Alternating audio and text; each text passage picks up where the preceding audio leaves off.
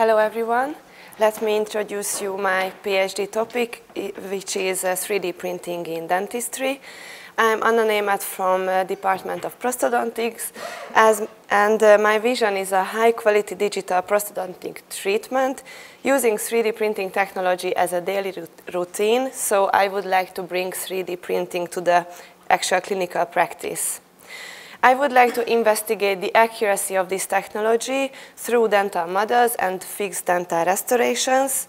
So my first project is a clear guidance to select the most accurate technologies for 3D printing dental models. The biggest breakthrough in modern day dentistry was the advent of CAD/CAM technology because it provides time-saving manufacturing and precise restorations. It comprises additive manufacturing, as known as 3D printing or rapid prototyping, and during this process, the three-dimensional object is made up layer by layer from a virtual model. The importance of this topic is shown by the increase in the number of publications as well. There are several types of 3D printers with different technologies, and the problem is that in the literature, the results about the accuracy of these technologies are different as well. And there are several cases where a dental device's accuracy is crucial. For example, an implant location in a 3D printed cast is inaccurate. The prosthesis made on it will be not precisely fitting and it will be unusable. So we need more evidence about the dimensional accuracy of this technology, and our aim is to evaluate 3D printed dental models to know that. Our question is, do dental models manufactured with different 3D printing technologies provide the same accuracy in comparison to the initial digital model? So we would like to compare these models to a reference model, and the outcome are precision and trueness. And we think that these models' accuracy are within the clinically accepted thresholds, regardless printer type or technology. So after the selection process, I have 11 eligible articles, and according to the main factors which have the greatest effect on the printing accuracy, we were able to make some subgroup analysis. So I had 6 subgroups according to these influencing factors. Now let me show you some of my results of one of my subgroup. We were able to make a network meta-analysis where we can combine both direct and indirect evidence across a network of studies. And we can compare the intervention to the control and the different treatments to each other as well. And in this slide on the right side, you can see a network plot which contains all the 3D printing technologies of each subgroup. And the forest plot shows the mean difference to the control, which in every case is the value is 0. In this subgroup, we can see that all the technologies are within the orthodontic clinical tolerance, which is 250 micrometers. But from a prosthodontic perspective, only PolyJet, DLP, and SLR technologies are suitable for precise full arch production. So the conclusion of this network meta-analysis is that SLR, DLP, and PolyJet technologies are acceptable for prosthodontic applications, but our data suggests that all the other investigated technologies are suitable for orthodontic applications as well. And from research perspective, a standardized accuracy assessment protocol for 3D printing is necessary to facilitate performance, and future studies should also involve a standardized reporting protocol that details all the printing parameters. With the help of them, we can evaluate easier the results of the printing accuracy. So my manuscript is in revision at the Journal of Dentistry, which is a D1 journal. My second project is a comparative study of additive and subtractive manufacturing of fixed dental restorations. So CAD/CAM systems are divided into additive and subtractive manufacturing, and we use subtractive manufacturing milling for over 30 years now, but 3D printing is a much younger technology, but we accept the same precise results from both of these digital technologies. However, there are many differences between them. The main difference is the material wastage. During milling, we remove the material from the workpiece itself, and the remaining material is a total waste. But in contrast, during 3D printing, the remaining material can be reused. Another thing that during 3D printing, complex parts with hollow cavities and intricate shapes can easily be produced. But during milling, it has limited capabilities because of the size of the milling burr and the milling angles. So as we can see, there are a lot of benefits of 3D printing, but still we need more information about the accuracy of this technology. So in this case, we would like to investigate fixed dental restorations made with 3D printing, compare them to the gold standard milled fixed restorations, and the outcomes are marginal and internal fit, the primary outcomes, and we think that 3D printed fixed restorations are significantly more accurate than the milled ones. And with the help of these results, maybe we can establish 3D printing as a more accurate and cost-effective and time-efficient manufacturing method of the digital workflow.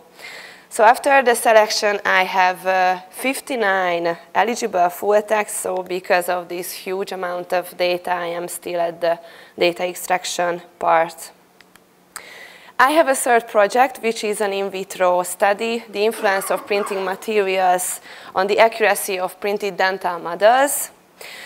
As we know already that there are a lot of factors which can influence the printing accuracy, for example, the manufacturing technology, post-processing procedures, storage conditions, and material used.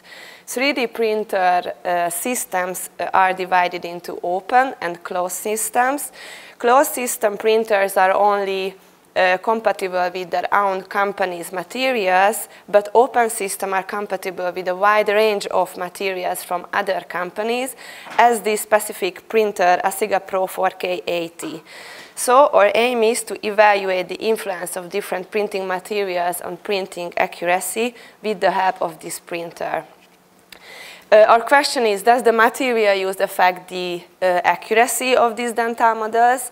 So we would like to print these models with different dental model resin materials and compare them to the initial digital reference file, and the outcomes are trueness and precision. And we think that there are significant differences between these models. So we have this reference STL file, which is a maxillary model with prepared teeth for fixed restorations and with gingival and coronal marker points for the easier measurement method. And we have this Asiga Pro 4K80 printer, which is an open system digital light processing technology printer. And we have 4 different materials from different companies. And we would like to print with this material the models. And after the reference scanning process, we would like to compare the printed models, digital files, to the initial original digital file and make some measurements as the whole deviation of the models and some vertical and horizontal measurements with the coronal and gingival marker points. And the outcome, as I mentioned, are trueness and precision. I'm at this stage, interdisciplinary discussion, and so I have these 3 projects and I would like to finish them next year. And let me finish my presentation with this quote. Just remember, you can't climb the ladder of success with your hands in your pockets. Thank you.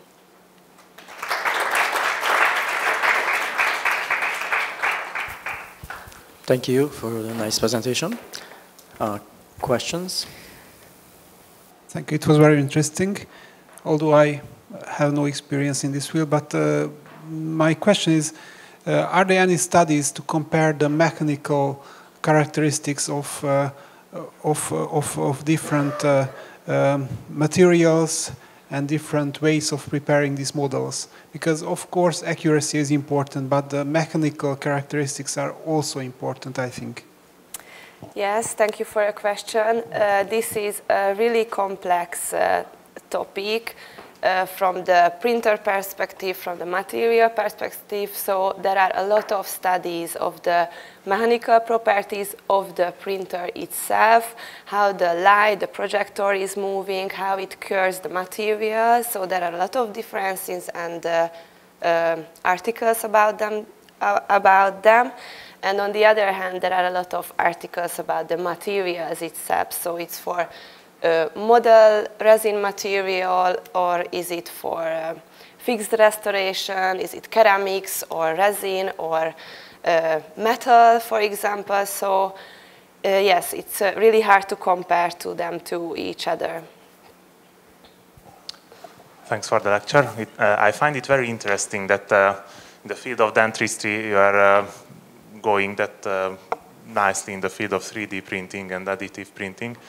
I come from the medical field and I have a 3D printer and I really don't know how to use it.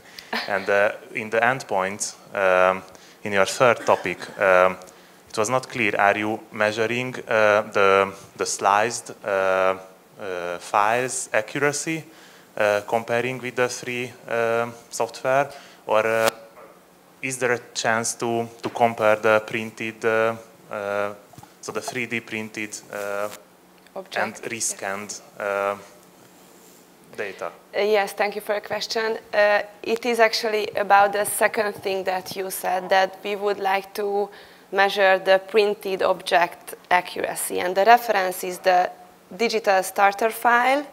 And we rescanning the 3D printing objects, which we know that is accurate enough, so there is no distortion with the reference scanning process. And we can compare these 2 digital files to each other, and we can see what is the deviation of the printed file as to the reference file. So you have a 3D scanner which is that accurate, that its accuracy is much better than the discrepancy between the prints? So no, I'm not sure I understand your question. So but the deviation between the prints is not so much, and we would like to know that. We would like to know that the printer can print the same exact file as the starter, the initial file, and the reference scanning machine has no influence on it, because there is questions that scanning machines are accurate enough or precise enough, but we know that industrial scanners are accurate enough to make the reference scanning process. Thank you. Thank you very much. Yeah, Bianca. Congratulations on presentation. About your clinical trial, I'm just wondering, how did you choose your 4 groups? And how did you reach that sample size for each group? Thank you. Thank you for your question. The 4 groups of material is, the chosen was according what are available in Hungary and what we have money for. So this is the reason that it's only 4 materials. And the sample size is not clear yet because I need to check some key articles, but according to my knowledge there is only 1 article which is investigate the same thing like we want to. So we need to make a sample size calculation first and after start the study.